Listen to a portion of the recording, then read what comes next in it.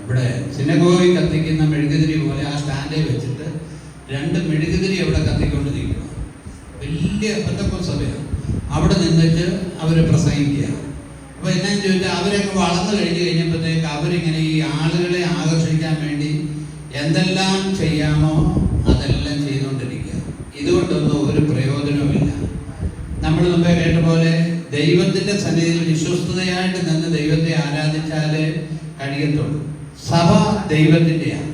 അതിനകത്ത് മനുഷ്യരാരും അതിനകത്ത് പണിയേണ്ട കാര്യമില്ല. യേശു കർത്താവ് പറഞ്ഞു, ഞാൻ എൻ്റെ സഭയെ പണിയും, പാതാള ഗോപുരങ്ങൾ അതിനെ ജയിക്കുകയില്ല. ഉപദേശത്തിൽ അയവ് വരുത്തിക്കൊണ്ട് കുറെ ആളുകളെ കുറിച്ച് ഇടവകയിൽ ചേർത്തത് കൊണ്ട് കാര്യമില്ല. ഉപദേശത്തിൽ അയവ് വരുത്തിയാൽ ഇടവകയിൽ ആള് വരും. ഇടവകയിൽ ആള് വന്നുകൊണ്ട് സ്വർഗത്തിൽ പോകണമെന്നില്ല. സ്വർഗത്തിൽ പോകണമെങ്കിൽ യേശു കർത്താവ് പറഞ്ഞു, സ്വർഗത്തിലേക്ക് ജീവങ്കിലേക്കുള്ള വഴി ഇടുക്കവും ഞെരുക്കവുമാണ്, അത് പ്രയാസമാണ്, അത് കണ്ടെത്തുന്നവർ ചുരുക്കമാണ്. നാശത്തിലേക്കുള്ള വഴി എന്ന് പറയുമ്പോൾ അത് വിശാലമാണ്. ഹല്ലേലൂയ, മനസ്സിലാക്കണേ. ഹല്ലേലൂയ. അതിനകത്ത് മനുഷ്യന്റെ ജ്ഞാനവും ബുദ്ധിയും കൊണ്ടല്ല ദൈവസഭ ഉണ്ടാകുന്നത്. പാസ്റ്റർമാരുടെ കഴിവുകൊണ്ടല്ല ദൈവസഭ ഉണ്ടാകുന്നത്. കർത്താവ് യുഗങ്ങൾക്ക് മുമ്പ് തന്നെ കണ്ടിട്ടുള്ള ആളുകള് അവര് ദൈവസന്നിധിയിൽ ഏതെങ്കിലുമൊക്കെ വഴിയിൽ ദൈവം അവരെ സുവിശേഷം കേൾപ്പിച്ച് അവരെ കൊണ്ടുവരും. അത് ദൈവത്തിന്റെ പ്ലാനാണ്, പദ്ധതിയാണ്. ഈ ആത്മീയ കാര്യത്തിനകത്ത് കൃത്രിമം കാണിക്കേണ്ട കാര്യമില്ല. ആത്മീയ കാര്യത്തിൽ അഭിനയത്തിന്റെ കാര്യമില്ല. ആത്മീയ കാര്യത്തിൽ വിളച്ചിലിറക്കേണ്ട കാര്യമില്ല. സ്തോത്രം. ദൈവത്തിന്റെ ആ സഭ, ഹല്ലേലൂയ. അത് ദൈവത്തിന്റെ സഭയുടെ എണ്ണത്തെ നമുക്ക് കൂട്ടാൻ പറ്റത്തില്ല. ദൈവത്തിന്റെ പെട്ടകം പുരോഹിതന്മാർ തോളിൽ ചുമന്നുകൊണ്ട് വരേണ്ടതാണ്. എന്നാൽ സ്തോത്രം, നമുക്ക് മനസ്സിലാകുന്ന ഒരു കാര്യമുണ്ട്, അവര് വണ്ടിയെ കെട്ടിക്കൊണ്ട് വരിക. അപ്പൊ കാള വരണ്ടു. കാള വരണ്ടെന്ന് ഓർത്ത് ഉസ്സയുടെ സഹായമൊന്നും പെട്ടകത്തിന് വേണ്ട. ഉസ്സ പെട്ടകത്തെ പിടിച്ചു ഛേദിക്കപ്പെട്ടു പോകുവാനിടയായി തീർന്നു. സ്തോത്രം, ഹല്ലേലൂയ. ശ്രദ്ധിക്കണേ, ഈയിടെ വന്നേക്കുന്ന ഒരു പ്രശ്നം ഈ ആഭരണ വിഷയമാണ് വന്നുകൊണ്ടിരിക്കുന്നത്. അത് ഞാൻ പൊതുവായി അല്പം പറയണമെന്നോർത്താ ഇരിക്കുന്നത്. ഹല്ലേലൂയ. അപ്പോൾ അത് വചനാടിസ്ഥാനത്തിൽ ഇപ്പൊ കർത്താവിന്റെ ദാസൻ സങ്കീർത്തനം പ്രസംഗിച്ചപ്പോൾ പറഞ്ഞായിരുന്നു, ബേഥേലിലെ കാര്യം പറഞ്ഞു. ബേഥേലിലേക്ക് വരുന്നതിന് മുമ്പ് യാക്കോബ് പറഞ്ഞ കാര്യമുണ്ട്. 35-ാം അധ്യായം 1-4 വാക്യം വായിച്ചു വെച്ച്. യാക്കോബിന്റെ ഉൽപ്പത്തി പുസ്തകം 35-ാം അധ്യായം 1 മുതൽ 4 വരെ. അപ്പൊ ഞാൻ ഓർത്തു, ദൈവത്തിന്റെ ദാസനം പരിശുദ്ധാത്മാവിന്റെ നിയോഗത്തോടെയാണല്ലോ സംസാരിച്ചത്. ഞാൻ ബേഥേലിന്റെ ദൈവം എന്ന് പറയുമ്പോൾ ബേഥേലിൽ ചില കാര്യങ്ങൾ നടന്നിട്ടുണ്ട്. 35-1 മുതൽ. അനന്തരം ദൈവം യാക്കോബിനോട്, നീ പുറപ്പെട്ട് ബേഥേലിൽ ചെന്ന് പാർക്കാം.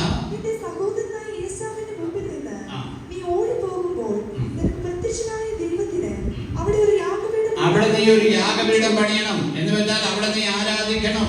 അടുത്തത്, അപ്പോൾ യാക്കോബ് തന്റെ കുടുംബത്തോട് കൂടെയുള്ള എല്ലാവരോടും നിങ്ങളുടെ ഇടയിലുള്ള അന്യദേവന്മാരെ നീക്കിക്കളഞ്ഞ്. Praise the lord. നോക്കുക, യാക്കോബിന്റെ കുടുംബത്തിലാണേലും അന്യദേവന്മാരുണ്ട്, രൂപങ്ങളുണ്ട്, വിഗ്രഹങ്ങളുണ്ട്, സ്വർണം കൊണ്ട് കൊത്തിയ കാര്യങ്ങളുണ്ട്.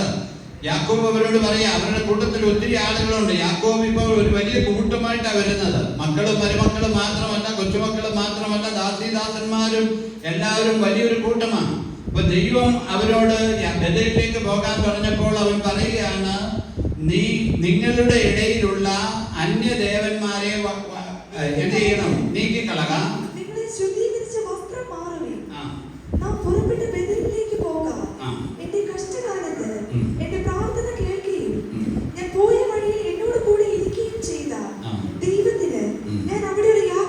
ഞാൻ ഇവിടെ ഒരു യാഗപീഠം പണിയും. അങ്ങനെ അവർ തങ്ങളുടെ പക്കലുള്ള അന്യദേവന്മാരെയൊക്കെയും കാതുകളിലെ കൊടുക്കുകളെയും യാക്കോബിന്റെ പക്കൽ കൊടുത്തു. കാതിൽ കിടന്നതും എല്ലാം കൊടുത്തു. സ്വർണ്ണമാണ്, അതെല്ലാം കൊടുത്തു. അവൻ അത് എന്ത് ചെയ്തു? യാക്കോബ് അവയെ ശേഖേമിന് അരികെയുള്ള കരുവേലകത്തിന് കീഴിൽ കുഴിച്ചിട്ടു.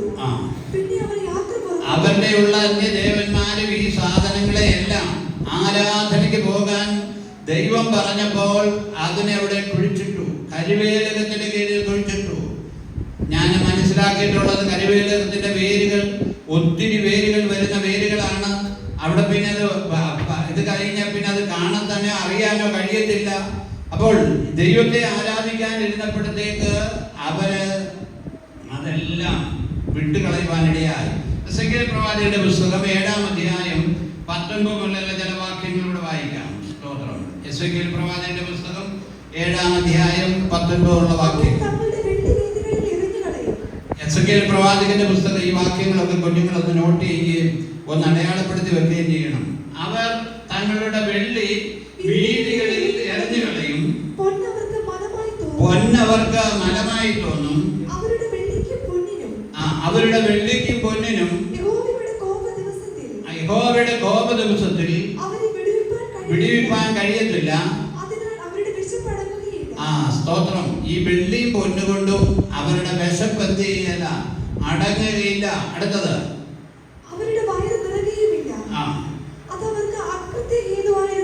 അത് അവർക്ക് അകൃത്യഹേതുവായിരുന്നുവല്ലോ. ഏത്? ഈ വെള്ളിയും പൊന്നും അതുകൊണ്ടുള്ള ആഭരണങ്ങളും അവർക്ക് അകൃത്യഹേതുവായിരുന്നുവല്ലോ. ആഭരണങ്ങളുടെ ഭംഗി അവർ ഡംബത്തിനായിട്ട് ഉപയോഗിച്ചു. ഞാൻ പറയുന്നത്, ഞാൻ വടക്കേ ഇന്ത്യയിലൊക്കെ പോയിട്ടുള്ളവനാണ്, ശുശ്രൂഷിച്ചിട്ടുള്ളതാണ്, പഠിച്ചിട്ടുള്ളതാണ്. വടക്കേ ഇന്ത്യയിലെ ആളുകളൊക്കെ ഓർണമെന്റ്സ് ഉപയോഗിക്കുന്ന ധാരാളം പേരുണ്ട്. എന്നാൽ കേരളത്തിലെ ദൈവമക്കൾ ഇതിനു വേണ്ടി ഇസ്രായേലിനെ പോലെ തെരഞ്ഞെടുത്ത ജനമാണ്.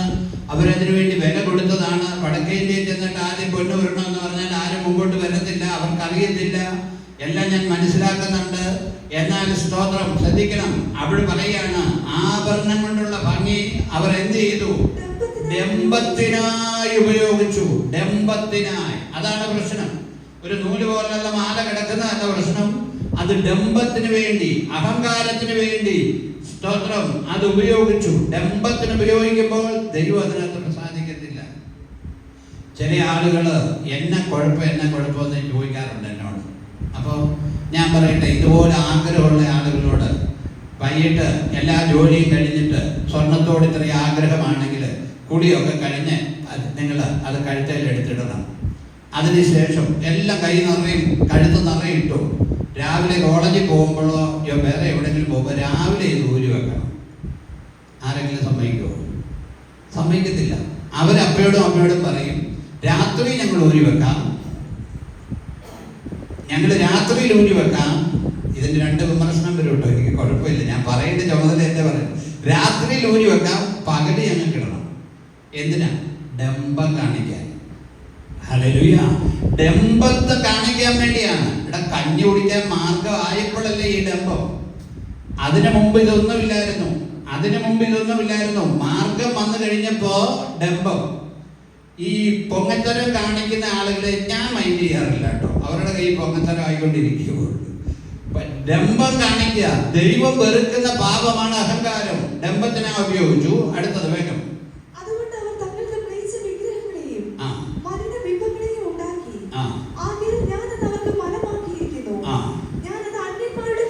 വളരെ ശ്രദ്ധിക്കണം. ഈ കൊള്ളയടിയൊക്കെ ഉണ്ടാകുന്ന കണ്ടില്ലേ, ഈ സ്വർണം ഞാൻ അവർക്കല്ല കൊടുത്തേക്കുന്നത്, അത് അന്യന്മാരുടെ കയ്യിലും അന്യന്മാരുടെ കയ്യിൽ കവർച്ചയായിട്ട് പോകുന്നു. സ്തോത്രം. ഹല്ലേലൂയ. അന്യന്മാരുടെ കയ്യിൽ ഇത് കെട്ടി മാറ്റി നടത്തുന്നവർ പറയണം, സ്വർണം ആരെങ്കിലും കട്ടുകൊണ്ട് പോയിട്ട് പിന്നെ പ്രാർത്ഥിക്കേണ്ട കാര്യമില്ല. അവർക്ക് വേണ്ടി കൊണ്ടുപോകണമെന്നാണ് ഞാൻ പറയുന്നത്. കാരണം ഇത് വേദപുസ്തകത്തിൽ എഴുതിയിരിക്കുക, ഇതൊരു കവർച്ചാ വസ്തുവാണ്. മനസ്സിലാകുന്നുണ്ടോ? അടിവരയിടുന്നേ, ഇതൊരു കവർച്ചാ വസ്തുവാണ്. വേദപുസ്തകം പറയുകയാണ് ഇത് കവർച്ചയ്ക്ക് വേണ്ടിയുള്ളതാ. ഇത് ആഹാരത്തിനോ വിശപ്പിന് വേണ്ടിയുള്ളതല്ല. ഇത് കവർച്ചയ്ക്ക് വേണ്ടി കൊടുത്തിരിക്കുന്ന, വേദപുസ്തകം കവർച്ചയ്ക്ക് വേണ്ടി കൊടുത്തിരിക്കുന്നതാണ് സ്വർണം. അതുകൊണ്ടാണ് ഇന്നിപ്പോ ഇത് കവർച്ചയായി പോകുന്നത്. ഇതെല്ലാം പോകുന്നതിന്റെ കാരണം വചനം പറയുന്നത് ഇത് കവർച്ചയ്ക്ക് വേണ്ടി കൊടുത്തിരിക്കുന്നതാണ്. അടുത്തത്, ഞാനത് അന്യന്മാരുടെ കയ്യിൽ. അതുകൊണ്ട് ആരെങ്കിലും മാലയോ കമ്മലയോ നമ്മുടെ സ്വന്തക്കാരുടെ ആളുകൾ പറിച്ചുകൊണ്ട് പോയെന്ന് ഓർത്താ പ്രാർത്ഥിക്കണ്ട. അത് വചനം നിവൃത്തിയാ. ഞാനത് അന്യന്മാരുടെ കയ്യിലും എന്തോ ഞാൻ പറഞ്ഞല്ല, ഓർക്ക വായിച്ച നമ്മളെ ഭൂമിയിലെ ദുഷ്ടന്മാർക്ക് കൊള്ളയായി കൊടുക്കാനുള്ളതാണ് ഈ ആഭരണങ്ങളുടെ ഭംഗി. ഇത് ലൈവ് പോകുന്നതാണ്. ഞാൻ ആരെങ്കിലും ചോദിച്ചാൽ സമാധാനം പറഞ്ഞോളാം. ഞാൻ പറയട്ടെ, ഈ സാധനം ഭൂമിയിലെ ദുഷ്ടന്മാർക്ക് കൊള്ളയായിട്ട് ലഭിക്കാനുള്ളതാണ്. അല്ലാതെ ദൈവമക്കളുടെ വിശപ്പടങ്ങാനോ അതിനു വേണ്ടിയുള്ളതല്ല. അതിനി പിന്നെ വായിച്ചാൽ മതി. യെരമ്യാ പ്രവാചകന്റെ പുസ്തകം 4-ാം അധ്യായം 30-31 വാക്യങ്ങളൊന്ന് വായിച്ചേ. യെരമ്യാ പ്രവാചകന്റെ പുസ്തകം 4-ാം അധ്യായം 30-31 വാക്യം. ഇങ്ങനെ ശൂന്യമായി പോകുമ്പോൾ നീ എന്തു ചെയ്യും? നീ രക്താംബരം ധരിച്ചാലും പൊന്നാഭരണം അണിഞ്ഞാലും മഷി എഴുതുന്നവർ ശ്രദ്ധിക്കണം കേട്ടോ. നിന്റെ കണ്ണിൽ മഷി എഴുതിയാലും കണ്ണിൽ മഷി എഴുതിയാൽ വ്യക്തമായിട്ട് സൗന്ദര്യം വരുത്തുന്നേ. അതിനകത്ത് ഇവിടെ വചനത്തിൽ ഞാൻ പറഞ്ഞാണ്, പുസ്തകത്തിൽ എഴുതി വെച്ചിരിക്കുന്നത്. ചിലർ പറയുന്നത് സ്തോത്രം. ഇന്നാളിൽ ഒരു വീട്ടിൽ ചെന്നപ്പോൾ ഒരു കൊച്ചിനെ കരിവള ഇട്ടേക്കുവാന്നാ പറഞ്ഞു. അപ്പൊ എന്റെ അളിയൻ പറഞ്ഞു, കൊച്ച ഏതാ കരിവള ഏതാന്ന് തിരിച്ചറിയത്തില്ല, എന്നിട്ടും ഇട്ടേക്കുവാ. ഇത് ആദ്യം പോലും തിരിച്ചറിയത്തില്ല. ഈ കണ്ണിലെ ആവശ്യമില്ലാത്ത കാര്യമെല്ലാം കൂടെ എഴുതിയാൽ നമ്മൾ ഇച്ചിരി സൗന്ദര്യം വരുമെന്നാ പറഞ്ഞു. ഈ സൗന്ദര്യം വന്നാലുള്ള ഗുണം എന്നാ? മറ്റുള്ളവരെ ആകർഷിപ്പിക്കാം, പാപം ചെയ്യിക്കാം. അതാണ്. നീ കണ്ണിൽ മഷി എഴുതിയാലും എടുത്തു വായിച്ചേ കേട്ടോ. അടിയ വേണ്ടിയിട്ടാണ് ഞാൻ പറഞ്ഞ കേട്ടോ. ബേബുട്ടി പാസ്റ്റർ ഉത്തരവാദിയല്ല. കണ്ണിൽ മഷി എഴുതിയാലും വ്യർത്ഥമായി നിനക്ക് സൗന്ദര്യം എന്ത് ചെയ്യുന്നു? വരുത്തുന്നു. വ്യർത്ഥമായ സൗന്ദര്യം. ഹല്ലേലൂയ. ചില ആളുകളെ കാണുമ്പോൾ, ഞാൻ ഒരിക്കൽ പ്രസംഗിച്ച ഇവിടെ ഒരു സ്വർണ്ണക്കട, എൻ്റെ ഒരു സഹോദരന്റെ സ്വർണ്ണത്തിന് ഞാൻ മേടിച്ചു കൊടുത്തിട്ടുണ്ടോ ആളുകൾക്ക്. സ്വർണ്ണത്തിനൊന്നും നമ്മൾ എതിരല്ല. അപ്പോൾ അവിടെ ഉദ്ഘാടനം ചെയ്താൽ വന്നപ്പോൾ ഒരു സിനിമാ നടിയാണ് വന്നത്. സിനിമാ നടി വന്നു കഴിഞ്ഞപ്പോൾ ഒരപ്പച്ചന് കൊച്ചു കുഞ്ഞുണ്ട്, എടുത്തോണ്ട് നടക്കുന്നുണ്ട്. അവരെ കൊണ്ട് ഈ കൊച്ചിനൊരു ഉമ്മ ഓടിപ്പിക്കണം. അപ്പൊ ഞാൻ എനിക്ക് ക്ഷണം ഉണ്ടായിരുന്നതാണ്, അവിടെ ഉമ്മ ഓടിപ്പിക്കണം.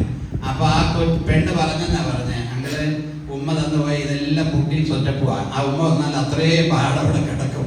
ഉദ്ഘാടനം നടന്ന കാര്യം. പാമ്പാക്കട ആ സ്വർണ്ണക്കട, എൻ്റെ സഹോദരന്റെ ആ സ്വർണ്ണക്കട ഉദ്ഘാടനത്തിന് നടന്ന കാര്യമാണ്. കാരണം ഇത് കുട്ടിയാണ്. അവിടെ കാണും കൊച്ചി എന്ന് ഉമ്മ കൊടുത്തു കഴിഞ്ഞാൽ അത്രയുടെ പഞ്ചറായിരിക്കുന്ന പോലെ ഇരിക്കും. അപ്പൊ ശ്രദ്ധിക്കണം. അതാണ് വചനം പറഞ്ഞത്. വ്യർത്ഥമായി എന്ത് ചെയ്യുന്നു? അപ്പൊ ഒത്തിരി അണിയുന്നതൊക്കെ വ്യർത്ഥമായി സൗന്ദര്യം വരുത്തുന്നു. അടുത്തത്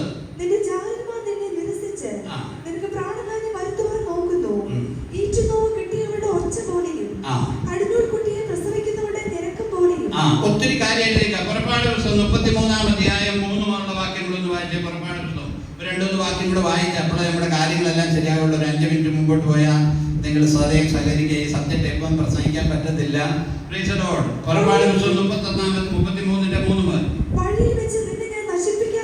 ദൈവം ഇസ്രായേലിനോട് പറയുക, വഴിയിൽ വെച്ച് ഞാൻ നിന്നെ നശിപ്പിക്കാതിരിക്കേണ്ടതിന് ഞാൻ നിന്റെ നടുവിൽ നടക്കുകയില്ല. നിന്റെ കയ്യിലിരിപ്പ് ശരിയല്ല, ഞാൻ നിന്റെ നടുവിൽ നടക്കുകയില്ല. നീ ദുശാഠ്യമുള്ള ജനമാ. ഇത് ഞാൻ ചെയ്തോണ്ടേ ഇരിക്കുക. കഴിഞ്ഞ ദിവസം അമേരിക്കയിൽ ഒരു പാസ്റ്റർ ഇതിനെ കുറിച്ച് സമ്പാദിക്കുന്നത് ഞാൻ കേട്ടായിരുന്നു. അദ്ദേഹം പറഞ്ഞു, എപ്പോ പറഞ്ഞു കഴിഞ്ഞാലും ദാവീദ് ആലയം പണിതപ്പോഴും സ്വർണ്ണമൊക്കെ കൊണ്ടുവന്നു. സ്വർണ്ണമൊക്കെ അവരുടെ ഉണ്ടായിരുന്നു, അവർ ഉപേക്ഷിച്ചിട്ടില്ലായിരുന്നു. ഉപേക്ഷിക്കത്തില്ല, അത് കൊണ്ടു നടക്കും, കൊണ്ടു നടന്നുകൊണ്ടേയിരിക്കും. കാരണം ദൈവതമ്പുരാൻ പറഞ്ഞു, ഇത് ദുശാഠ്യമുള്ള ജനമാണ്, ദുശാഠ്യമുള്ള ജനമാണ്. അടുത്തത് ദോഷകരമായ ഈ വചനങ്ങൾ കേട്ടപ്പോൾ ജനം ദുഃഖിച്ചു.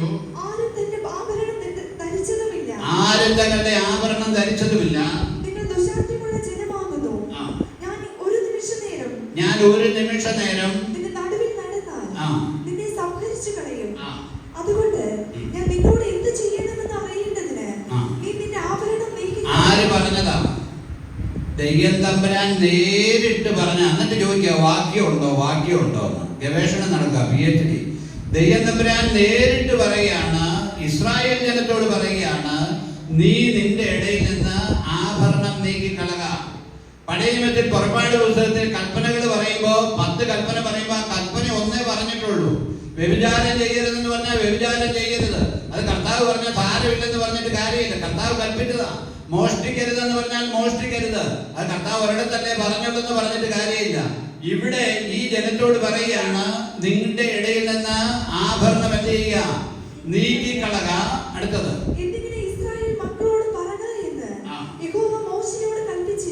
ആരോട് പറഞ്ഞു? യഹോവ മോശയോട് കൽപ്പിച്ചു, നീക്കിക്കളയാൻ കൽപ്പിച്ചു.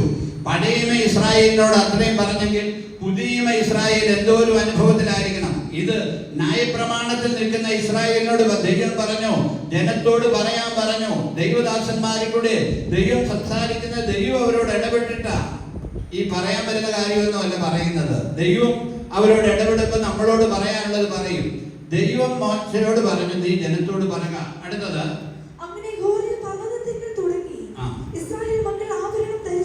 കണ്ടോ, ഹോരേബ് പർവ്വതം മുതല് ഇസ്രായേൽ ആഭരണം ധരിച്ചില്ല. പക്ഷെ പിന്നെ അവരുടെ കയ്യിൽ ഉണ്ടായിരുന്നു കാലങ്ങളിൽ. കാരണം ഇത് ദുശാഠ്യമുള്ള ജനമാണ്. ഹല്ലേലൂയ. അനുസരണക്കേടുള്ളവരാണ്. അവര് പറഞ്ഞെന്ന് പറഞ്ഞാലും അവരുടെ കയ്യിൽ എന്തുണ്ട്? സ്തോത്രം. ഹല്ലേലൂയ. ഇതെല്ലാം ഉണ്ട്. സ്തോത്രം. വ്യക്തമായി പറയുന്നു. യെശയ്യാവ് 3:16 വാക്യങ്ങൾ. യെശയ്യാവ് 3:16 മുതൽ. ഹല്ലേലൂയ. യഹോവ പിന്നെയും അരുളി ചെയ്തതെന്നാൽ, വളരെ ശ്രദ്ധിച്ച് ഇത് പ്രവാചകൻ പറയുകയാണ്. യെശയ്യാവ് കൊച്ചു പെൺപിള്ളേരെല്ലാം ആ വാക്യം ഒന്ന് ശ്രദ്ധിച്ച്. യെശയ്യാ പ്രവാചനം 3-ാം അധ്യായം, ഐസയ്യാ 3:16 onwards. സ്തോത്രം. സിയോൻ പുത്രിമാര് എങ്ങനെയാ നടക്കുന്നത്? നിഗളിച്ച്. അതുകൊണ്ട് വളരെ ശ്രദ്ധിക്കണം. ആവശ്യമില്ലാത്ത നെകളിപ്പോ പെൺപിള്ളേരെടുക്കരുത്.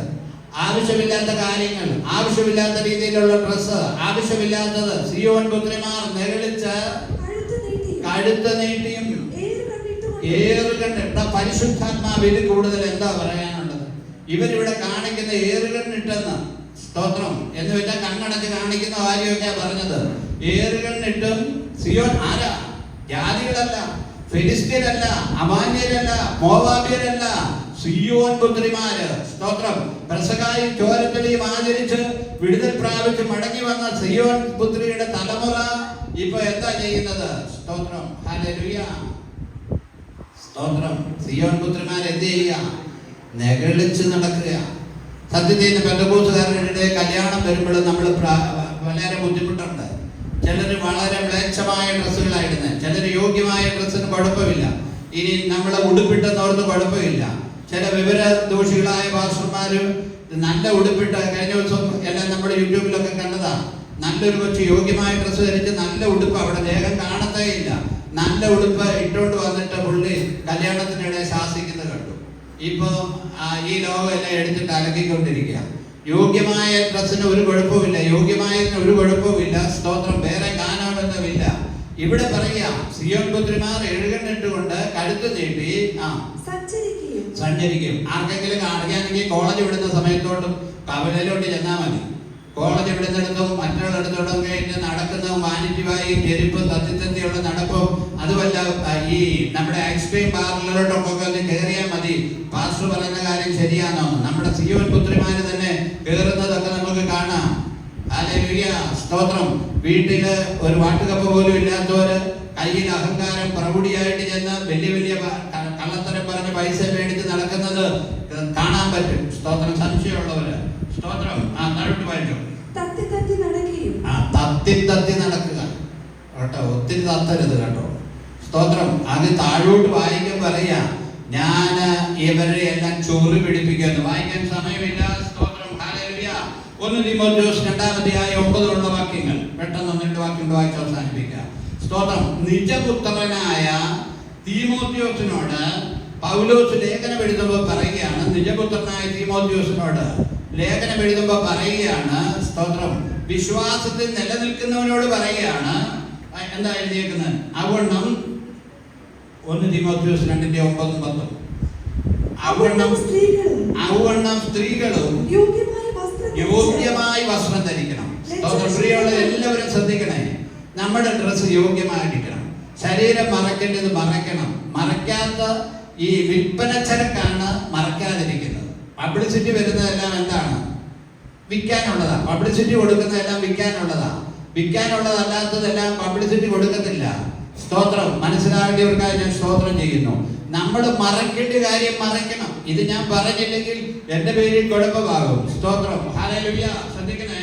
ഇവിടെ എഴുതിയിരിക്കുകയാണ്, സ്ത്രീകൾ യോഗ്യമായ വസ്ത്രം. അത് ഉടുപ്പായാലും സാരി ആയാലും നൈറ്റി ആയാലും ഗൗൺ ആയാലും അതെന്തായിരിക്കണം?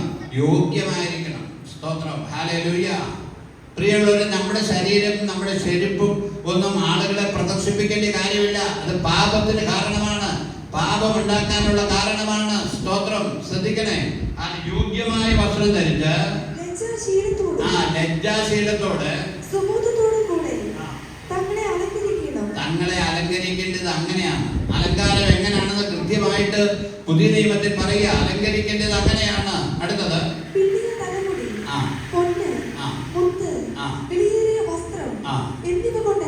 എന്നിവ കൊണ്ടല്ല.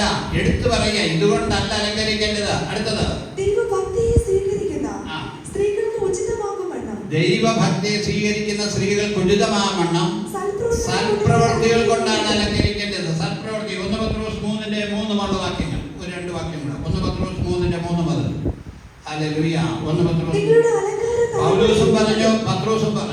പൗലോസും പറഞ്ഞു, ഞങ്ങൾ നിങ്ങളോട് അറിയിച്ചതിന് വിപരീതമാകട്ടെ, ഞങ്ങളാകട്ടെ സ്വർഗത്തിൽ ഒരു ദൂതനാകട്ടെ വന്ന് പറഞ്ഞാൽ അവൻ ശപിക്കപ്പെട്ടവനാണെന്ന് പൗലോസ് പറഞ്ഞു. ആ പൗലോസാണ് ആദ്യം എഴുതിയത്. പത്രോസ് പറയുന്നു. അടുത്തത്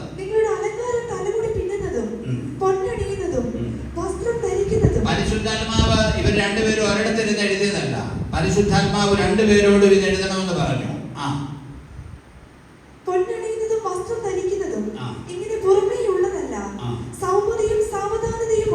പുറമേ ഉള്ളതല്ല, സൗമ്യതയും സാവധാനതയുമുള്ള മനസ്സെന്ന അക്ഷയഭൂഷണമായ ഹൃദയത്തിന്റെ ഗൂഢ അതാണ് ദൈവസന്നിധി വിലയേറിയത്. മനസ്സിലായോ? അടിവരയുടെ പെൺപിള്ളേർ അടിവരയുടെ ഏതാണ് വിലയേറിയത്? ദൈവസന്നിധി. ഈ ഹൃദയം, നല്ല ലജ്ജാശീലം, ആ നല്ല മനസ്സ്, അതാണ് ദൈവസന്നിധിയിൽ വിലയേറിയത്. അടുത്തത് പണ്ടത്തെ സ്ത്രീകള്, ഇന്നത്തെ ആളുകളല്ല. പണ്ട് ഇങ്ങനെയല്ലോ. പണ്ട് ദൈവത്തിൽ പ്രത്യാശ വെച്ചിരുന്ന ഏത് സ്ത്രീയാ? അല്ലാത്ത സ്ത്രീക്കാണ്. അല്ലോ, പെണ്ണുങ്ങളെന്നോട് പണിഞ്ഞിട്ടില്ല സൗകര്യമാരെ. വിശുദ്ധ സ്ത്രീകള് അങ്ങനെ അലങ്കരിച്ചത്. വിശുദ്ധരല്ലാത്തവർക്ക് ഇഷ്ടം പോലെ ചെയ്യാം. വിശുദ്ധ സ്ത്രീകൾ തങ്ങളെ തന്നെ അലങ്കരിച്ചത്. എന്നിട്ട് അവര് ഭർത്താക്കന്മാർ കീഴടങ്ങി. റോമാലേഖനം 12:2 വാക്യങ്ങൾ വായിച്ച് അവസാനിപ്പിക്കാനുണ്ട്. സ്തോത്രം. ഈ ലോകത്തിന് പൗലോസ് ഇവിടെ പറയുക, ഈ ലോകത്തിൽ ആളുകൾ പലതും ചെയ്യും. ഈ ലോകത്തിന് അനുരൂപരാകാതെ നമ്മൾ ഈ ലോകത്തിൽ പലതും കാണിക്കും. ഹല്ലേലൂയ. ഈ ലോകത്തിൽ പല കാര്യവും നിവൃത്തി ആളുകൾ കാണിക്കുമായിരുന്നു. ഹല്ലേലൂയ. ഈ ലോകത്തിലെ കാണിയൊന്നും നമ്മൾ കാണിക്കണ്ട. ഈ ലോകത്തിൽ കോളേജ് ഒക്കെ പിരിഞ്ഞിറങ്ങുമ്പോഴൊക്കെ പല കാര്യങ്ങളും കാണിക്കും. അപ്പോ അതൊന്നും നമ്മൾ കാണിക്കണ്ട കേട്ടോ. സ്തോത്രം. ഹല്ലേലൂയ. യാക്കോബിന്റെ ലേഖനം 5-ാം അധ്യായം 1-2-3 വാക്യം. ഹല്ലേലൂയ. യാക്കോബ് 5 യാക്കോബ് പറയാണ്, അപ്പോസ്തലന്മാർ ഓരോരുത്തരും എടുത്തിട്ട് പറയാണ്, പഴയ നിയമത്തിലല്ല. യാക്കോബ് പറയുകയാണ്, അല്ലയോ ധനവാന്മാരെ, നിങ്ങളുടെ മേൽ വരുന്ന ദുരിതങ്ങൾ നിമിത്തം കരഞ്ഞ് മുറയിടുവീൻ. നിങ്ങളുടെ ധനം ദ്രവിച്ചും ഉടുപ്പ് പുഴുവരിച്ചും പോകും. നിങ്ങളുടെ പൊന്നും വെള്ളിയും കറ പിടിച്ച് ആ കറ നിങ്ങളുടെ നേരെ എന്താകും? സാക്ഷിയാകും. വെള്ളിയും പൊന്നും കറ പിടിക്കും. എങ്ങനെയാ നിനക്ക് ഈ വെള്ളിയും പൊന്നിയും ഉണ്ടായത്? യഥാർത്ഥമായി നീ അധ്വാനിച്ചാണോ ഉണ്ടായത്? അതോ വല്ല പിടിച്ചു പറിച്ചാണോ നീ ഉണ്ടായത്?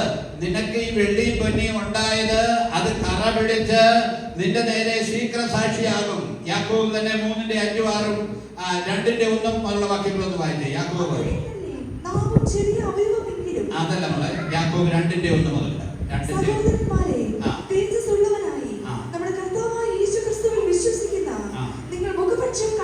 നിങ്ങൾ മുഖപക്ഷം കാണിക്കരുത്.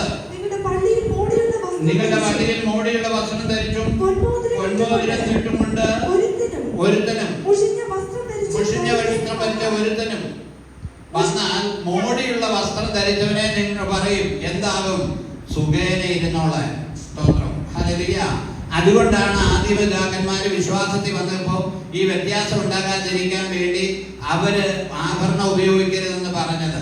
കാരണം ആഭരണമുള്ള വലിയ വീട്ടിലെ അവരും പാവപ്പെട്ടവരും കൂടെ ഒരു സഭയിലോട്ട് വരുമ്പോ അവര് കിരികില്ലാന്ന് അവരുടെ ആഭരണം കരുതി കഴിക്കുമ്പോൾ, സ്തോത്രം, യാക്കോബ് 2:6 പറയുന്നുണ്ട്, നിങ്ങളോ ദരിദ്രനെ അപമാനിച്ചിരിക്കുന്നു.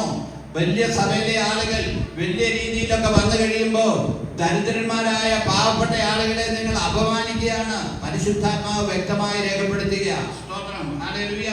പരിശുദ്ധാത്മാവ് വ്യക്തമായി ഇയ്യോബിന്റെ പുസ്തകം 22-ാം അധ്യായം 21 വാക്യങ്ങള്, നീ സർവശക്തനോട് ഇണങ്ങിയിരിക്കുക, നിന്റെ പൊന്ന് എന്ത് ചെയ്യുക? സ്തോത്രം, അവിടെ എഴുതിയിട്ടുണ്ട്, നീ അവനോട് ഇണങ്ങി സമാധാനമായിരിക്കുക, അതിനാൽ നിനക്ക് നന്മ വരും. താഴോട്ട്